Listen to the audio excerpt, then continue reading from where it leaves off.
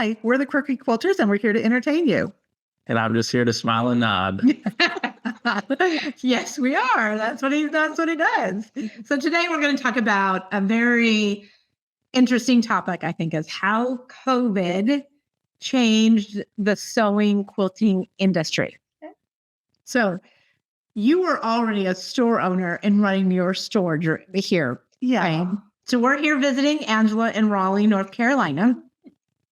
So that's where we're all together. So yay, our second one we're doing. Jacob and I have our store in Omaha, Nebraska, which again, we're going to talk about the differences between Raleigh and the Midwest a little bit too. And we started in 2019, just got a year underneath our belt, and then this COVID thing hit.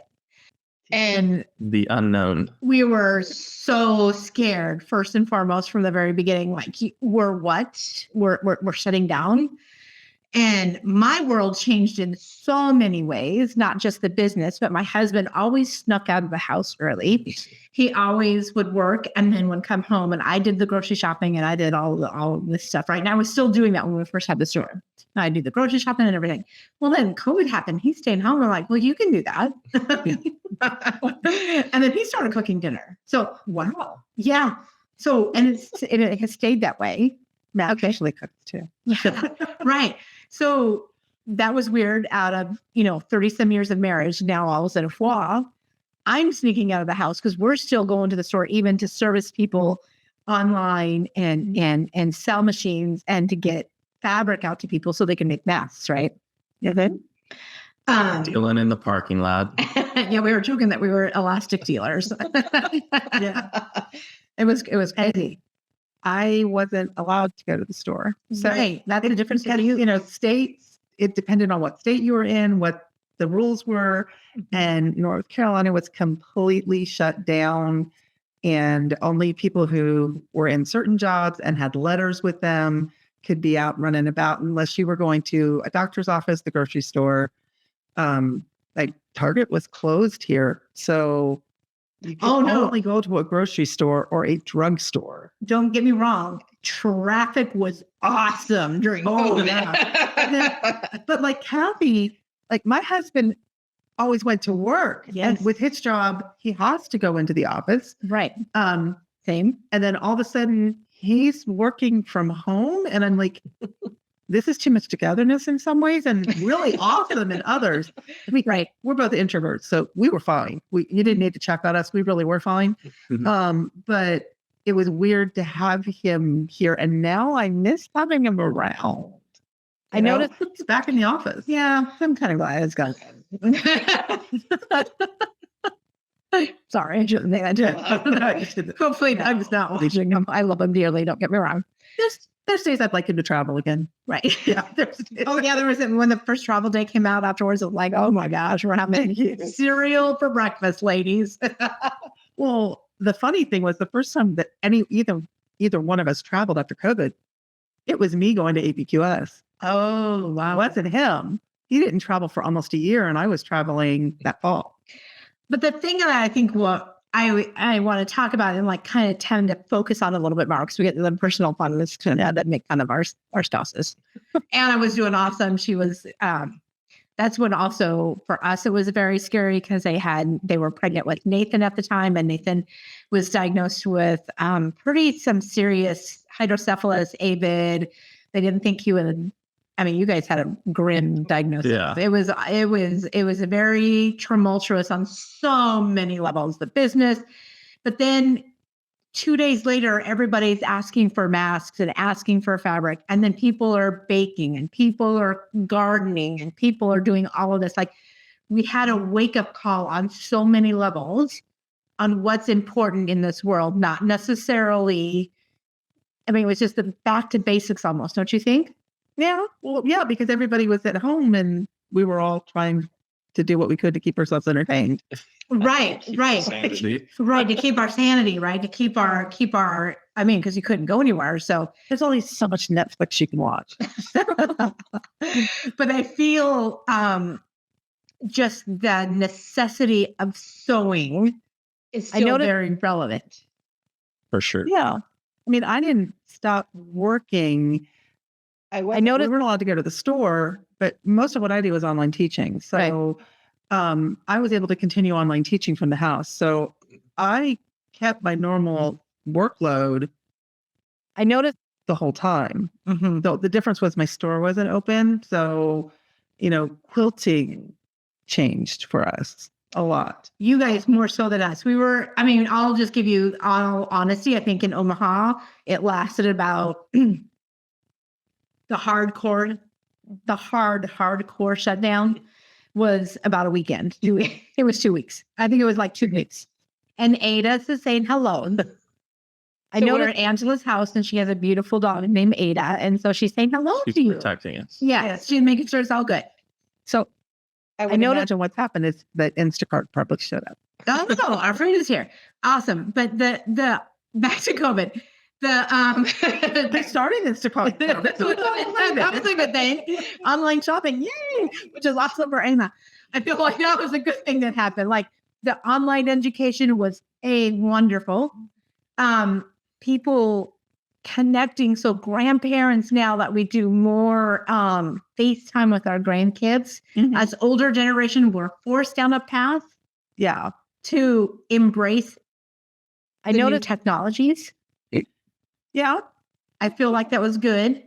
But we still found intuitive ways to sell our fabric, right? We went to Comet Sold came out on that. The whole showing the live selling became very important to us. Yeah. And we modeled our business at least by the end of May. So that's the 6-week period. We decided if a restaurant was allowed to be open and they could serve people remotely, that we could do the same thing. Right. So at that point, one person was in our showroom. People would drop quilts off at the door. We would not let them inside the showroom.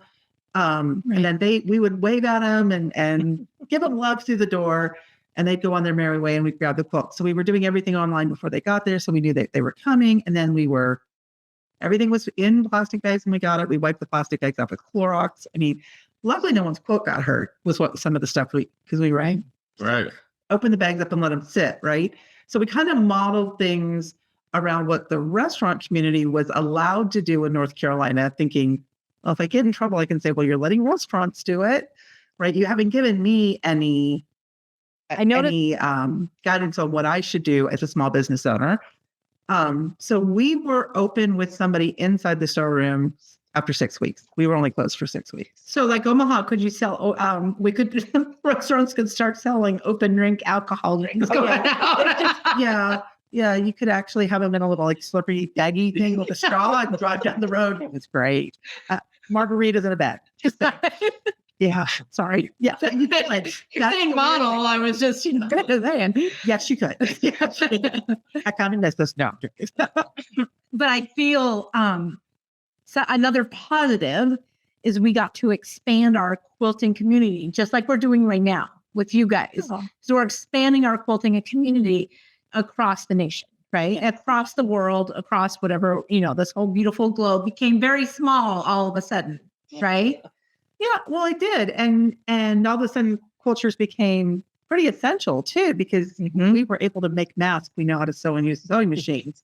So we had a skill that people needed because they couldn't, it's hard to believe, but there for a while, you couldn't buy a mask online. Right. So like I was making masks for the local police department. Yep. So that I wanted them to have a mask. We were doing it for the Corps of Engineers. Yeah, it was crazy. It was an incredible time. Now, the bad side to some of that is we lost some sense of community. We did, because we couldn't have been this close together. Right. The physical, right. You would need a very wide angle. Halfway across the country line. So that wasn't good. And well, we could have been on StreamYard. Yeah. I noticed talking to each other like we do most of the time. And we started doing some of that at that point, but not to the extent that we do it now. So, and I think COVID actually got us from the point where we couldn't be together to how do we do this and not let location be a huge issue to what we're trying to do. I mean, you either embraced the change I noticed you didn't. Well, and I think it's kind of funny because the video thing, and while it's wonderful and I absolutely love it, I noticed gives you a different feel of like just being in that room, that atmosphere, reading facial expressions sometimes a little bit is lost. Yeah, I miss seeing people's smiles. I can tell you that for sure. With the mask, Yeah. trying to read their eyes or whatever. So one of our friends, Jen, who's from the Little Shop of Stitches, we met her last summer for the first time. And she's always at a table like this when she sells. And I am short. So I'm 5'4", but she's even shorter. And she goes, yeah, a lot of people think I look taller on TV. I noticed. Yes. So I feel like there's some of those little nuances we miss by talking to people face to face. So this is why we are enjoying coming to you together for the few times that we can. And we're going to probably make this work a little bit more often. Yeah. Yeah. The goal is for me to go your way, you're to go my way occasionally. I end up their way a little bit more. Yes, we're close to APQS, the motherland. I have to go home to the mothership every once in a while. Yes. So we kind of, and so she gets to either fly into Omaha or Des Moines. So that's why. Do you know it's only 1 mile farther to drive from Omaha to Carroll than it is from Des Moines to Carroll? Plus you get to see us. Plus I get that. So it is 1 mile difference. I knew it was like. Yeah. We're in the triangle for sure. Amazing. So I choose to visit my friends. Yeah. Just say it. Right. So maybe another negative, but I think we're coming out of it a little bit, is that I noticed for us stores, we've had several shop hops since we were all opened up and everything's all going again. But not until just this recently have we seen the foot traffic come back into the store on the level that it's coming in. And what I mean by foot traffic is, so we had this beautiful flurry frenzy that is a little shop hop between 8 stores, come in and get a free fat quarter. And now all of a sudden it's great to see these, what I call gaggle of quilters, like coming in, like there's groups are coming back together and coming in the store, which is so much fun. And that's what I think I have missed over the shop hops in the past, like it's starting to come back, which is so grateful, because I think that's part of the fun of this quilting community. I mean, I don't think people realize, as a shop owner, when you have a group of people come in, you guys are all happy and giggling and talking about whatever happened on the way. And yes. And infectious. They're infectious because you are happy and giggling, and everybody kind of feeds into that after a while. That's why we love bus tours to our store, to be honest with you. Bus tours are so energizing when they come into our store. Oh, for sure. I've missed that though for the last couple of years. And it's starting, but I'm happy we're starting to see a change. And it is interesting how you can kind of do some retro looking back, Monday night quarterback kind of thing, or Monday quarterbacking, what happened. Yeah. And quilt shows are going to be, I think that a lot of the quilt shows are going to be okay. So like local quilt shows, I think will be okay. I think the big national ones like, Paducah and Houston, Road to California, the really big shows, I think they're going to weather it okay. Right. Sorry. I've been doing it the whole time. Wait, go ahead. But I'm kind of worried about some of the more regional shows being able to make it out of this. I mean, they're still fighting, but you go into some of these shows and there's just nobody there. So if you want those shows around you, yes, you need to go. You grab your friends and go as a gaggle of quilters. If you're in Raleigh next weekend, see you at QuiltCon. Yeah. We need to support it if we want it. If we want those shows to show up, we need to be there. I wish I could be there, but I have to go back home and be a mom and watch my girls swim in the state swim tournament. So we are heading home next Wednesday. Like, don't you guys think she could just be an okay mom and not a great mom? I'm scared. I'll tell you all about it. There you go. That would be good. Yeah, he doesn't have to be a mom. No. But now I think that he's going to be needed in his home. Yeah. I might need to be a dad. Yeah. Yes. Yeah. Your wife might be a little tired of changing some diapers. But the COVID world, and I want to remember COVID for both the good and the bad, because I think there's good things that came out of it. And then obviously tragic things came out of it, but we've learned hopefully from it, because my glass will always be half full, right? I love a half full glass. My engineer husband said it was designed too big to begin with. I got him a t-shirt that said, That kind of look as my glass is always full. No matter how much liquid is in it, it is filled the rest of the way with air. My glass is certainly always full. So a half empty, I'm like, it's always full. right. People still can be like, I'm nuts. I'm like, just really, it's got air in it. It's always That's a good way. That's awesome. But I think we need to still kind of remember and use all of the tools that COVID has given us. So it has given us all of this wonderful technology where we can connect with friends far away. We are still doing retreats that are virtual, and it's wonderful and fun and energetic. At the same time, I try to bring in the community that's around us as well, and making sure we make that specific one-on-one connection. Yeah, and the education is the same way, right? Trying to do online education because I can't be everywhere, but I can still get you using your quilt path or whatever, I'm teaching that day remotely, but I still like having you there in person too. Different ways of teaching and different ways of learning, different, ways of doing a retreat and not doing a retreat. I like online retreats and I like them in person. Right. Right now, I'd like to go on a retreat where I'm not staying at home. Yeah. That would be lovely. But as we are coming out of this still, I think, and still learning, and I was just halfway joking, we're going to date this the podcast here, because the Super Bowl just happened, and what happened before it was the 49ers and the Chiefs, and the same two candidates running, and then 2020 happened. So hopefully we're good. We're not like gonna, you know what I mean? Kind of. Well, I had already dated it because I said QuiltCon was this week. Yeah, sure. You did. Just got to look and see when QuiltCon was in Raleigh. Yeah, this will be past QuiltCon. So this will be past. But what we're trying to get at is to support your local quilt stores in many ways. We are still here for you. Quilt stores at your local shop and your local repair place are still here for you 110%. There's lots of things that you can do just to pop in. And I just love when people come in just to look at the fabric and still walk away without buying anything. I think it's wonderful. Get some therapy in, huh? Yes, get some good therapy. Like, come look at the thread, come look at, learn something new. But it's a good thing to remember where we were, because we were a new store. This happened.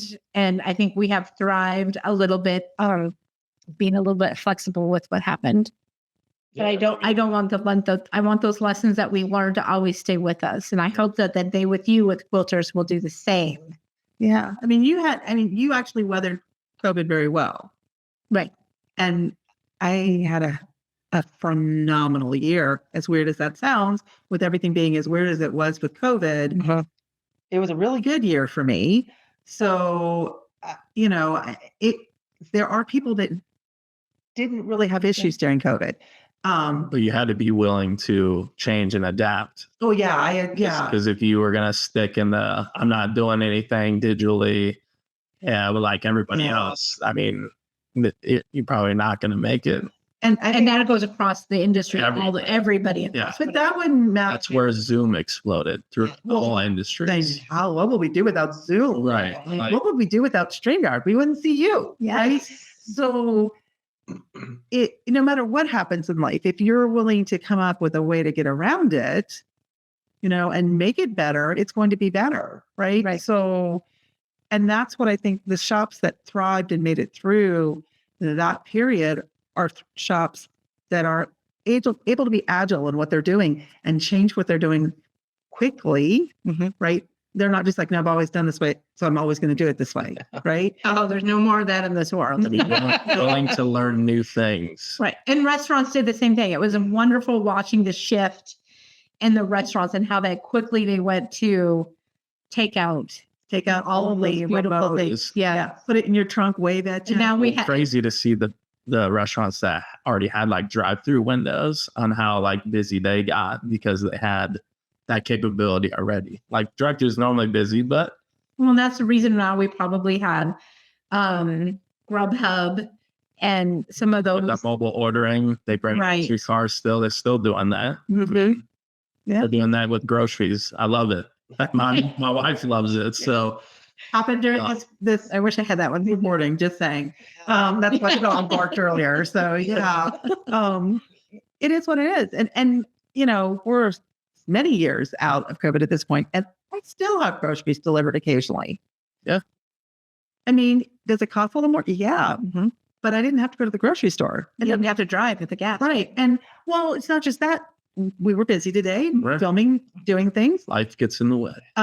So yeah, I was able to order groceries and get them in here too, when normally it would have taken me 45 minutes to go to the grocery store and come back. So there's been positive changes. Right. We just need to remember the whole story. I want the whole story. That's the reason I wanted to talk about this, to remember the whole story. Yeah. Right. Right. Because Pros and cons. Yeah. Yes. Because the first 6 weeks was kind of scary. Mhm. We didn't know what was going on. It was scary. I think the doctors were scared. We were scared. Everybody was scared. Right. So yeah. Well, just in everything, there's always that story that needs to be told, just from the beginning of picking out fabric to cutting it up to making that quilt to everything all the way through the whole journey. There's a story in everything. So Yeah. I think the separation was the worst thing for people. Yeah, it was. People in the hospital. I know you Yeah. can't go visit them. I mean, Well, and they've met my mother-in-law while she's been here. she's adorable. She did not live with us during COVID. She was in an active care community, and I looked at my husband one day and said, "So your mom, let me tell you what's about to happen." And he goes, "What?" He goes, "The minute they open up that community, there's going to be a moving truck there. She's moving out. She's going to come stay with us." So she lives with us now. And that could have been a bad thing, right? Mhm. But it's turned out to be a great thing. Donna's a sweetheart, and She's adorable. yes, she is. good to be around family for sure. Yeah. And going back to, being a generational family in the same Mhm. house. Mm-hmm. And it's working great. Mhm. So yeah. So whenever we hear that some people cringe at that word, but I actually now have embraced that word because I feel like it really has formed our business. Mm-hmm. It has closely affected our family because of some of the health issues that are out there. We understand that. But through all of this, the quilters have been amazing, strong, encouraging, happy people through all of this. Yep. So, Even more giving. And that's like, how could you say, crazy. even more giving. Yeah. Like giving. Yes. Yeah, for sure. because they already give their quilts. We all know that. Right. But also making masks and giving those away as well. And cutting down elastic so they could get Right. and figuring out how to use a t-shirt instead of elastic. And then, Right. Making their own things with the scissor or what. It was really fun to actually, if we could look back on it, how we ran out of stabilizer, we ran out of elastic, we almost ran out of fabric. We did run out of sewing machines. I mean, that was a real thing too. We ran out of certain colors of fabric. You came up with a way to ruler so that you can make masks on the long run. I came up with a quilt path program design to do it because we could do big sheets of wide back of masks. Yeah. And go into production to do it. So yeah, It could be, you could look at things as a good thing or a bad thing. So I'm going to just with everything, inventive things become out of terrible times. Yeah. So, and the community comes out stronger. So the quilting community, this last couple of months have been so much fun to watch. Those beautiful, wonderful gaggles of quilters come into our store. And I mean that in a loving, beautiful way, because it's been fantastic to watch. It's also been fantastic to go to shows and see a lot of people at shows again. That's We get to spend time at market together. Oh my word. It's fun watching everybody get back together again. Yes, I will say that has been really kind of cool to see everybody. Oh, I haven't seen you for a couple of years, or see the friendships just rekindle and where start where they left off. There was like, there's no gap. Yeah. Yeah. Yeah. So, all right, quilters, thank you for joining us today. We had a wonderful time hanging out together, which is really wonderful and a pleasant surprise and awesome for us that we're this close. Look, we're touching each other. I know it's all good, but keep on quilting. Do us a favor if you could. The things that help any store, any business that you love is to like them on Facebook, to follow them on Facebook, to like their posts, to sharing their posts. Those are all free, but they help us immensely from the backside. So if you can give us a thumbs up and begin subscribe to the channel, if you can share it, that would be even more fun to see how we grow. And if there's something that you want to hear about, put it down in the comments below. We do read those. We do respond to those. Yeah. And we are ever wanting to know what you want us to talk about in the future. Because remember, this is not just our world of quilting, of quirky quilters. You are all quilting quirky quilters as well. So take care, guys.